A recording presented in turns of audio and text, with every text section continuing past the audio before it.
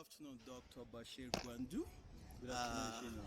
Nice catching up with you at MWC Africa 2023, where the mobile ecosystem in Africa and beyond is gathered annually in the lovely city of Kigali, Rwanda, to discuss issues around market trends, issues around policy, issues concerning that ecosystem. Give us a sense of some of the key issues that have come out of this year's edition of MWC Africa 2023. Well, MWC is generally a big forum for mobile community. We used to have it in Barcelona, now it has come to Africa. It's generally a place where we discuss policy issues, we discuss regulatory issues, we discuss strategy issues for the industry. In particular, this is where we operators will lay out their market issues for debate. Why are they having penetration issues? Why are we having gap, coverage gap? Why are we having usage gap? Where are we having literacy gap? How do we cover those? What strategies do we need to put? Where are the problems of power? Why do we need to address power problems? Where are problems of non-harmonized policies and regulatory frameworks? How do we harmonize those regulatory frameworks? And where are the regulations that are impeding the growth of the market?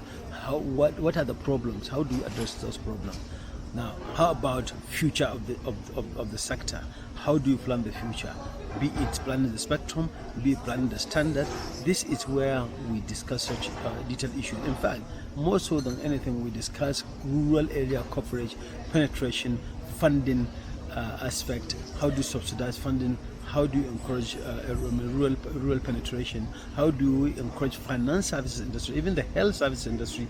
They are all part of this ecosystem. How can they put to use some of the solutions that are found in the telecom sector? Because telecom is an enabling sector for other sectors. So how do we look at all of these issues? These are some of the issues we discuss. If I take example of the spectrum issues, which is more of technical, this is where we now try to engage policymakers from different countries. We have several ministers that are here with us from different countries, several regulators are here. This is a forum where policymakers, especially this part of the debate, this is where policymakers sit down and discuss issues. Some of us that have some decent experience in this area will bring us issues. We discuss how we are able to solve some of the problem over the last 2 decades. How can we help? How can others learn from us? How can we learn from others that are also younger tech guys that are really good, that you can also encourage? How do you support them?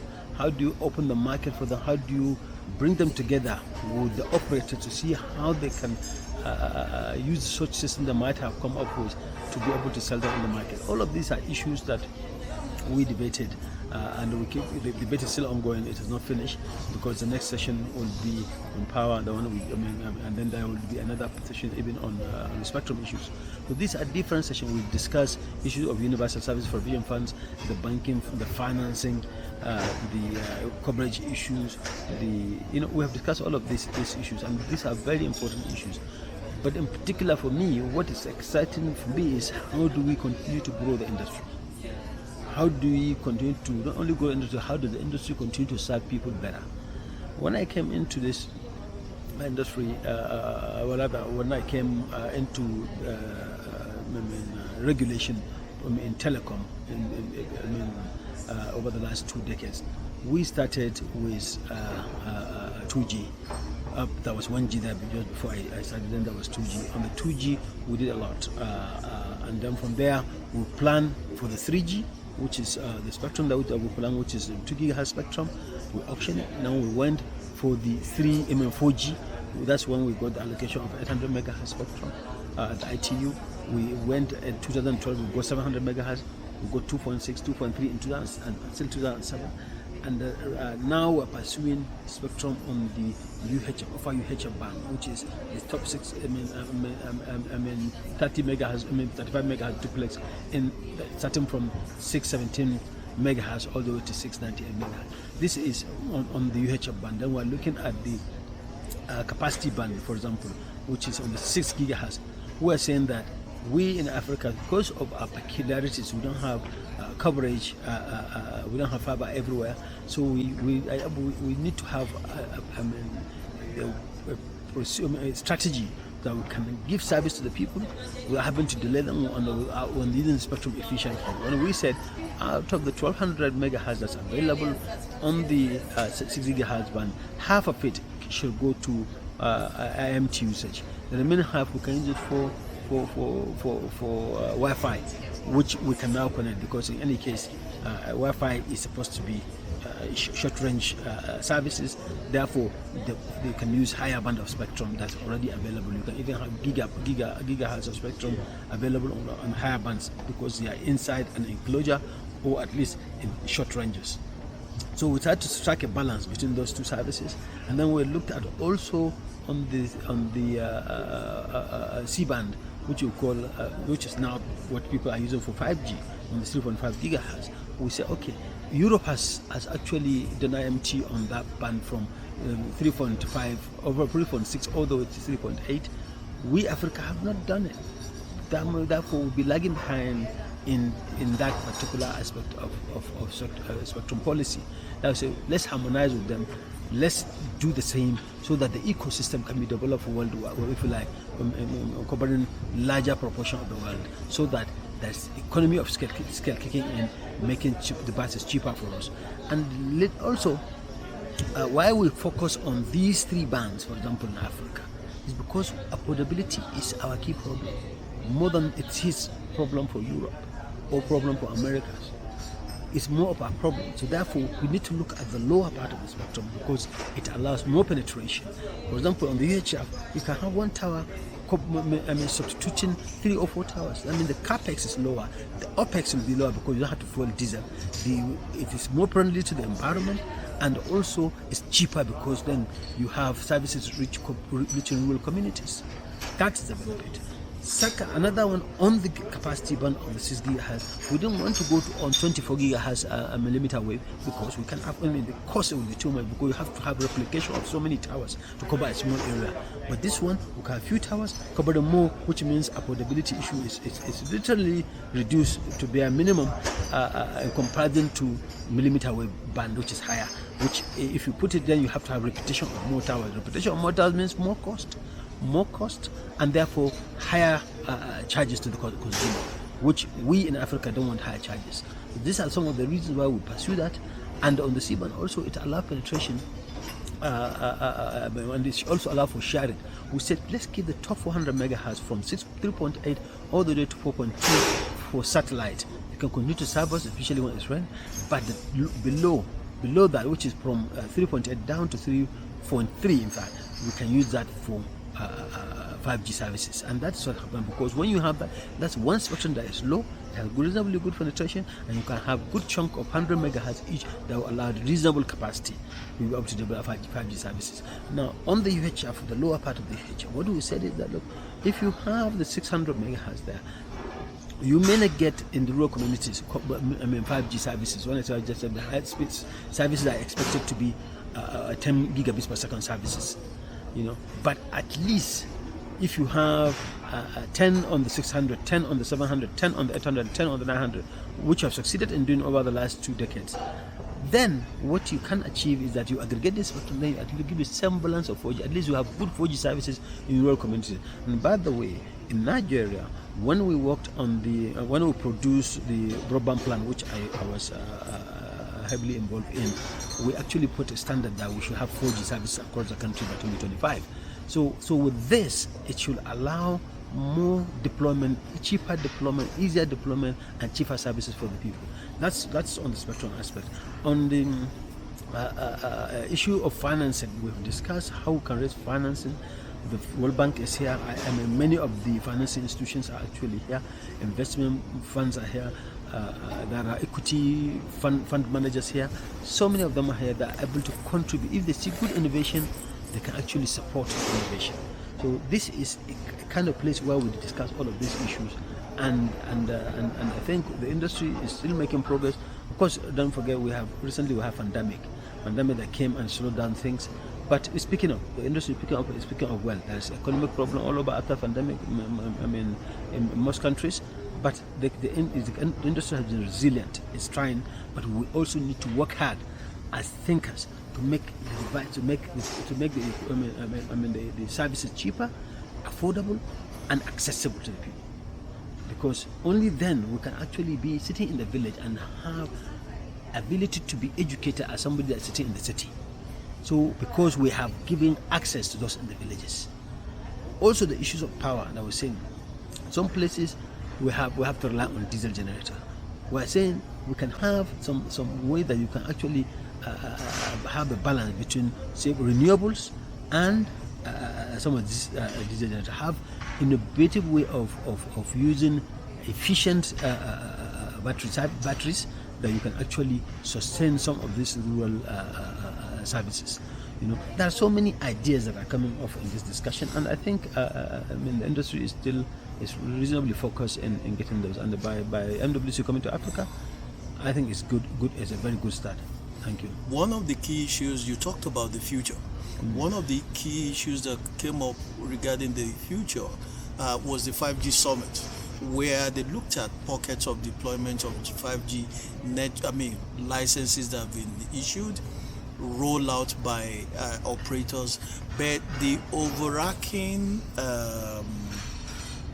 consensus is that 5G is not going to be ubiquitous anytime soon. Why do you think? Analyze some of the issues involved for us. You see, like I said to you, we are Africa. Unfortunately, some of us are a bit faster than the way we do things in Africa. I mean, I am always on the fast lane when it comes to doing whatever we do. When we propose, let's typically give you an example. When we propose 4G, when I proposed 800 megahertz, when we were battling, only a few countries were supporting me at the time. It's 2007 I'm talking about. I had Cameroon, I had South Africa, I had Botswana, and I have Senegal. A few countries are supporting that work from Africa side. We got it done. Everybody is now enjoying 4G services. When it comes to 700 megahertz, which was supposed to be enabling spectrum for 5G also, it's a lower part of the bank, but I had a battle. Even with European countries were opposed to it, but now everybody is happy with it. Same thing we're trying to do on the 6 gigahertz, but all of that will not give you the 5G. But what we said, we tried to do to deploy 5G on the 3.5 gigahertz, we still have not made that identification for IMT, which actually allow the equipment to be produced cheaper because of that harmonization. You know, so that's why we said at the next conference, the WRC, also Radio Communication Conference coming off in Dubai in November and in mid-November to December. That is where we will try, hopefully, finalize the discussion on the use of that 3.5 gigahertz for 5G. Once that is done, the signal now has been sent to the industry to go and mass produce. When they must produce, the coverage is likely to be more, and the countries are likely to be license more, because right now a few countries have done it, and the reason is that because, like I said to you, countries of Africa generally we tend to act slow in some of these things, but we have been pushing, and that's one of the bands that we try to put locally for us. When I actually come up with the idea of putting it on discussion at the ITU at the last conference, which is 2019 conference, I had the Minister of Communication was really very understanding. When people talk to him about it, I said, talk to the minister. If he's happy with it, let him talk to me. When he talks to me, I explain to him that he said, go ahead with it. And we went and made a U-turn. Initially, Africa was even opposed, but we made a U-turn and then put it on the table. It was approved for discussion for the upcoming conference. That is the identification of 3.6 to 3.8 gigahertz band, which is the primary band today that's used for 5G. Because that decision has not been made, but in the next one or 2 months, that decision hopefully will be made. And once that's made, the signal is now fully sent to the manufacturer, the OEM, to mass produce equipment. Then they will become prevalent, they will be easily accessible, they can get them cheaper, and the deployment will be faster. Because once ITU decides, then there is harmonization across the globe, if you like, original harmonization. That is a signal sender to manufacturers to go and produce the equipment. But once you don't have that, it's going to be slow. That's why Nigeria actually leapfrogged to go and start 5G in that. And in Tanzania is another. South Africa, few countries have started because they have the zeal that we have. But they don't have to even wait for the ITU decision. But once the ITU decision is made, if you like, the gates open, so many will do it, and then you will see a significant change. From next year, I expect to see significant change, because by the grace of God, we will be able to push it through at the ITU to make sure that decision is made for the benefit of our people.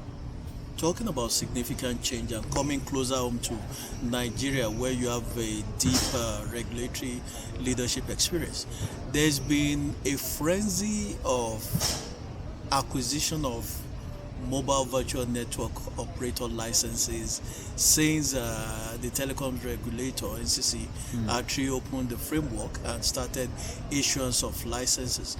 At the last count, 48 firms have obtained this license. Is the market still as lucrative as that to absorb this number of new operators coming into the market? Well, what are your thoughts about that? You see, telecom market is a commodity market, kind of, in the sense that you have if you like, there's no much differentiation. That's why I say it's a commodity market. Therefore, the only thing you can do is get service cheaper and get volume into the market. If you have small operators that don't have the volume, they will fizzle out in time. Those with volume, those with right strategy to get volume, sell more minutes, sell more data, those are the ones that will survive. We have the case of CDMA operators. They didn't have volume because the cost was too much for them. They had small spectrum, and the cost became too much because for them to cover the same area was in comparison to those that have larger chunk of spectrum, it's going to cost them more. So they fizzle out in time because they can't survive it. When they have 3.5 megahertz only, others are having 20 megahertz. They can have frequency reuse. For you, it's a lot more than frequency reuse for them, meaning more towers for you. When I say reuse associated with more tower, it's a tower that you put more to reuse the same spectrum. That means more money, more capital expenditure. In fact, more operation, of course, because we have to have diesel. So they could not survive under that. But virtual network operators are different. They are operating, or they piggyback on the existing infrastructure that's already there. Now, we took a step in my days when I was in the SCC, deliberately to delay their upcoming, because at that time quality of service was the main issue, and the congestion was more because the demand is always surpassed the supply, if you like. We didn't have fiber everywhere. As a matter of fact, in 2007 conference, when I went for the ITU, I fought to defend the C-band to make sure there's not even allocated. This same C-band I'm saying now, it's time to give it to IMG. I fought more than anyone to defend it, to make sure it's done, because at that time we relied on satellite. We only had 3. So when I came back from that conference, I took step to license the likes of Men1, WAX, and others. I brought that idea to the commission. We licensed them. We gave them license like Men1, which I'm happy they have made a lot of money now. They even sold the company. We created this company. We even subsidized. I made a proposal to reduce the license fee for them by half, just to encourage them to start. And we did that, and we encouraged them to deploy fiber in our country. And our fiber is everywhere. The fiber is getting to places inland, that is between Lagos and other places, and between Calabar and other places.